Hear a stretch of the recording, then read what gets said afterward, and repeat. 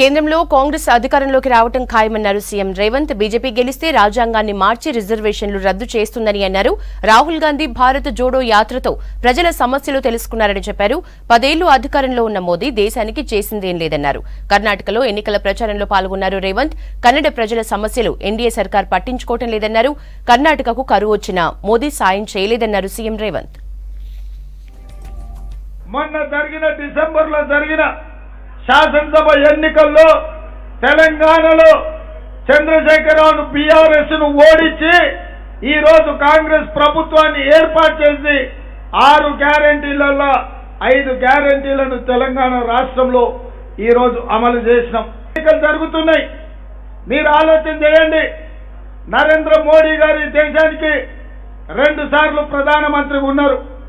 వారు మొదటిసారి ప్రధానమంత్రి ఎన్నికల్లో పోటీ చేసినప్పుడు స్విస్ బ్యాంకులో నల్లధనం ఉంది, లక్షలాది కోట్ల రూపాయలు ఉన్నాయి.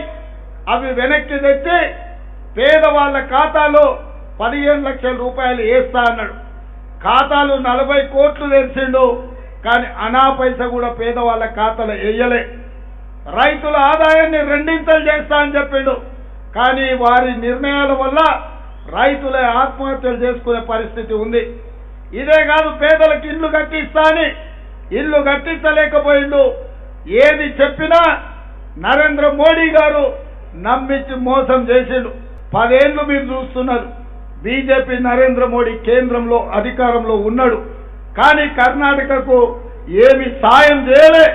కనీసం కరువు వస్తే కూడా మీ ప్రాంతాన్ని ఆదుకోలేదు.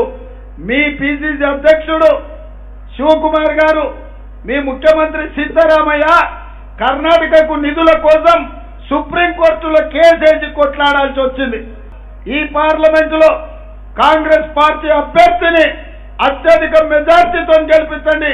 పక్క రాష్ట్ర ముఖ్యమంత్రిగా ఈ బార్డర్ దాటితేనే తెలంగాణ నేనే ముఖ్యమంత్రిగా ఉంటా, మీరు హైదరాబాద్కి ఏ అవసరానికి వచ్చినా మీకు సహాయం అందించడానికి కాంగ్రెస్ ప్రభుత్వం అక్కడ ఉన్నది. మీరు ఎప్పుడొచ్చినా మహబూబ్నగర్ కానీ, కొడంగల్ కానీ, తాండూరు కానీ, మక్తల్ కానీ, నారాయణపేట కానీ, గద్వాల్ కానీ, రాయచూర్, అలంపూరా పక్కల నుంచి ఎక్కడ ఏ సమస్య మీద వచ్చినా మా ప్రభుత్వం మీకు అండగా నిలబడుతుంది. నరేంద్ర మోడీ को अगर इस देश में 400 सीट मिले तो SC, ST, BC, OBC reservation और माइनॉरिटी रिजर्वेशन निकालने के लिए नरेंद्र मोदी बीजेपी कोशिश कर रहे. कांग्रेस पार्टी खड़गे जी को आप मदद दिए, आपका SC, ST, OBC minority reservation लागू रहेगा. अगर नरेंद्र मोदी को आप वोट दिए, आपका पूरे रिजर्वेशन खत्म होने वाले हैं, आगे रिजर्वेशन नहीं रहने वाला है. इसीलिए आप लोग सोचो, खड़गे जी के साथ में रहा तो आपका रिजर्वेशन रहेगा. असेंबली इलेक्शन में प्रियंका खड़गे जी को हराने के लिए वो अमित शाह, नरेंद्र मोदी दोनों आए थे चितापुर.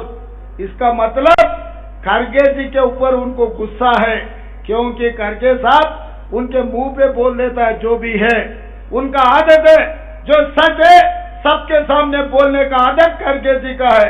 इसीलिए नरेंद्र मोदी जी खड़गे जी के नेतृत्व को और उनके परिवार को चुनाव में हराने के लिए कोशिश कर रहे.